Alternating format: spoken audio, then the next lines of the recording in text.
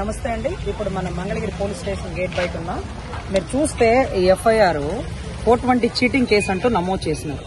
ఈ నమోదు చేసిన కేసులో నమోదైనవి ఇతని పేరు చూస్తే పోతురాజు, బండ్లమూడి పోతురాజు, బండ్లమూడి ప్రవీణ్ కుమార్, బత్తినేని దశరథరామయ్య, అనిత అంటూ ఇలా ఎంతమంది పేర్లు పెట్టారు చూడండి. ఒక 6 పేర్లు పెట్టారు.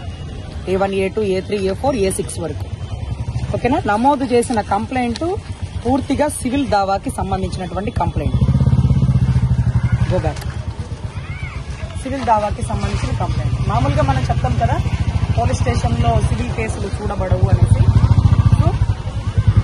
పోలీస్ స్టేషన్లో సివిల్ కేసులు చూడకూడదు అంటూ కూడా కోర్టు ఎన్నో చట్టాలు చెప్తుంది. అయినా సరే గౌరవ పోలీసు వారు పోలీస్ స్టేషన్లో సివిల్ కేసులు కట్టి, ఎవరైతే నా క్లయింట్ బత్తినేని దశరథరామయ్య అనే వ్యక్తి గతంలో ఇతని మీద ఒక దావా వేసినారు కోర్టు. 7 వాయిదాలు 8 వాయిదాలు తిరిగినాడు. 8వ వాయిదాకి ఏది పోతురాజు గారు దశరథరామయ్య గారి మీద కేసు కట్టాడు. ఈ కేసు కట్టడానికి ముందు అతను మనకిచ్చినటువంటి సవాల్, నువ్వు నాయుడు అయితే బయటికి రా, నువ్వు మొగోడు అయితే బయటికి రా, నువ్వు పుట్టినందుకు లేకపోతే మీ అమ్మా నాన్న నిన్ను కన్నందుకు, మీ అత్త మామలు మీ అమ్మా నాన్న అందరి మీద కేసులు గట్టి చూపిస్తా, నేనేంటో చూపిస్తా, నేనేం చేస్తానో చూడు అంటూ సవాళ్ళు ఇస్తాడు. ఇక్కడ కులాల కుంపట్లు రేపడం కోసం కాకపోతే, నువ్వు నాయుడు పొడక పుడితే బయటికి రా, నువ్వు మొగోడు అయితే బయటికి రా అనేది ఒళ్ళు పొగ మాటలేందుకు, ఒళ్ళు కొవ్వు మాటలేందుకు? చరిత్రలో ఇంతవరకు మంగళగిరి కాన్స్టిట్యున్సీ గెలిచిన చరిత్ర ఉందా? ఇప్పుడు కదా అందరూ కూటమి గెలిపించుకుంది. ప్రభుత్వాన్ని కష్టపడి అన్ని కులాల కలిపి ఫామ్ చేసుకుంటే మీరు ఆ కులం, మీరు నాయుడు అయితే బయటికి రా, నువ్వు మొగోడు అయితే బయటికి రా, ఒళ్ళు కొవ్వు మాటలు కదా. సో అదే రకంగా ఒక వివాహిత భార్య మీద, ఒక భార్య మీద, లేకపోతే 2 పిల్లలు ఇంజనీరింగ్ చదివే పిల్లల మీద కేసులు నమోదు చేశారు. వీళ్ళిద్దరికీ గొడవ ఉండొచ్చు, వీళ్ళిద్దరు ఒకరి మీద ఒకరు కేసులు పెట్టుకోవాలి. భార్య మీద, పిల్లల మీద, తల్లిదండ్రులు వయసు అండి మీరు చూడండి, వాళ్ళ వయసు 80 ఏళ్ల వయసు, 70 ఏళ్ల మహిళ. వీళ్ళని కేసులో లాగారు. వీళ్ళ ఇంట్లోంచి బయటికి కూడా రాలేరు. ఒక ఆయన గవర్నమెంట్ హోల్డర్, పెన్షన్ హోల్డర్, వీళ్ళకేం సంబంధం? అంటే పాపం పోతురాజు గారు మనకి ముందే చెప్పారు, వచ్చింది మా ప్రభుత్వం, ఎస్ఐ మావోడు, సిఐ మావోడు, అంటే మా పొలపోడు, మేమేమైనా చేస్తాం. ఏమైనా చేస్తారంటే కేసులు కట్టేస్తారా? ఏమైనా చేస్తే కేసులు ఇన్వాల్వ్ చేసేస్తారా?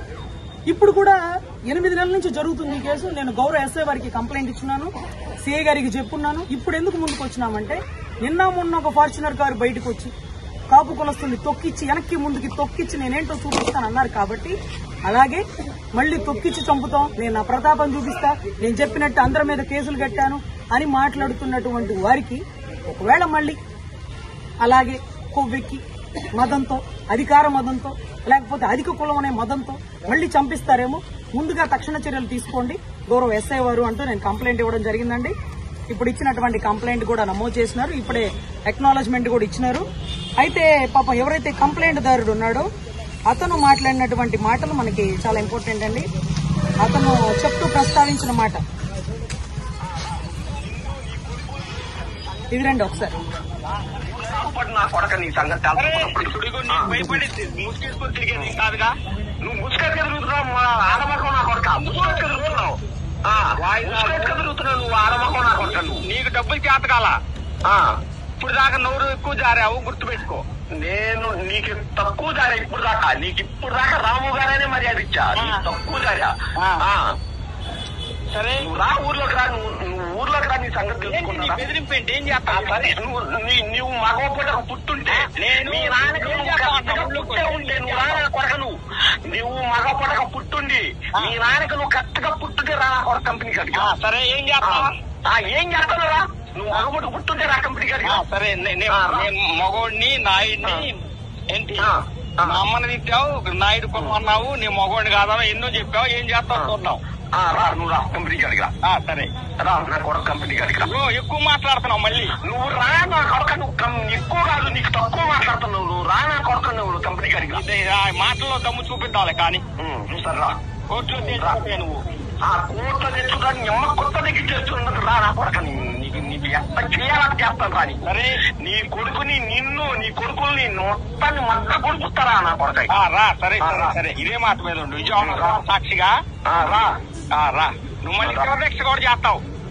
రా నువ్వు అరే నువ్వు ఎదవ బొట్లు పెట్టి ఎదవ సాంగులు కొనుక్కుంటాం కాదురా, మనిషి సాక్షిగా చేయాలా. నా డబ్బులు మనిషి సాక్షిగా ఉంటదిగా, నీ డబ్బులు ఈ నిమిషాన్ని బాధ్యత. అప్పుడు ఈ గొడవ ఉండదుగా. నీ డబ్బులు ఈ నిమిషాన్ని బాధ్యత. ఇప్పుడు ఎవరికి కావాలి? నాకు అవసరమైంది. ఇప్పుడు నాకు సంవత్సరమైంది. నువ్వు కంపెనీ కొనుక్కొని సంవత్సరానికి వడ్డీ ఎంత అయిందిరా? సంవత్సరానికి వడ్డీ ఎంత అయింది? వడ్డీ ఎంత అయింది నీకు? వడ్డీ ఎంత అయింది నీకు? మాట్లాడదామంటే 4 రోజులు లాగా కూర్చుందాం. కాదు బాబు అంటే కోర్టుకి వెళ్తామే నువ్వు. లేదంటే నీ దగ్గర తమ్ముందు నువ్వు చేసుకోవటమే. సరే అంతే. నీ దగ్గర తమ్ముందు నువ్వు చేసుకో. నా దగ్గర నాకేం లేదు. నేను కోర్టులో ఇచ్చాను లీగల్ గా ధర్మంగా. బాబు నాకు డబ్బులు ఇవ్వాలా? తెంగిచ్చి ధర్మంగా ఇస్తారా? ఇస్తారా? సరే అమ్మ నీకు కొంచెం కొత్త నీకు పుట్టినందుకు నువ్వు వాళ్ళకు పుట్టినందుకు వాళ్ళని కూడా పెడతారా? రేపు పొద్దున పెడతారా? నీ దగ్గర పెట్టారా? పెడతాను రా. నీ దగ్గర నిన్ను నీ కొడుకుల్ని నా కొడక నువ్వు అనుకుంటున్నావు. నీ ఒక్కరితో వదిలి పెడతాను అనుకుంటావు. నిన్ను నీ కొడుకుల్ని నీ మామని మీ అమ్మని మీ నాన్నని అందరినీ పెడతాను రా. పెడతాను రా. సో ఇప్పుడు ఏదైతే మీరు రికార్డింగ్ విన్నారో అతను చెప్పినట్టుగా ఈ కేసులో ఎప్పుడు ముద్దాయి కంప్లైంట్ వీళ్ళిద్దరే, అంటే ఎవరైతే కంప్లైంట్ ఇచ్చారో ఎవరైతే ఆరోపించినారో వారి మీద, కానీ ఎప్పుడు తల్లిదండ్రులని భార్యని బిడ్డల్ని కలిపినటువంటి చరిత్ర లేదు. కానీ మంగళగిరి కాన్స్టిట్యున్సీలో ఎస్ఐ మా కులపోడు, సిఐ మా కులపోడు, ఎమ్మెల్యే మా కులపోడు అనే అధికార మదంతో ఈరోజు ఈ కంప్లైంట్ లో ఇంతమందిని పార్టీలుగా చేర్పించారు. సో గౌరవ ఎస్ఐ గారికి చెప్పినాను, ఈ కేసులో ఇంతమందిని పార్టీలుగా పెట్టకూడదు కదా సార్ అంటే, మేము ఎంక్వైరీ చేపిస్తామండి, కంప్లైంట్ లో ఇచ్చిన వాళ్ళందరి పేర్లు రాసేసినాం, మేము ఎంక్వైరీ చేపించి ఒక 4-5 రోజుల్లో తీయిస్తామని 8 నెలల క్రితం చెప్పారు. సో ప్రాసెస్ జరుగుతుంది అన్నారు. ఒక 2-3 రోజుల్లో తీపిస్తామని అన్నారు.